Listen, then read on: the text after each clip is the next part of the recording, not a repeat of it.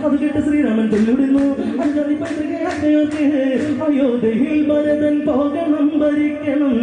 അയോധ്യ നിത്യവും പുളകിതമാകണം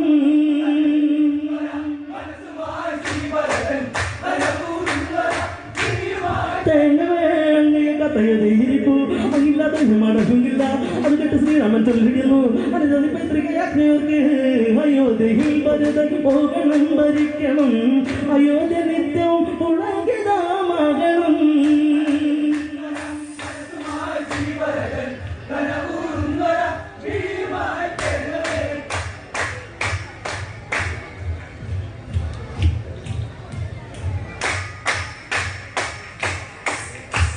മനോഹരം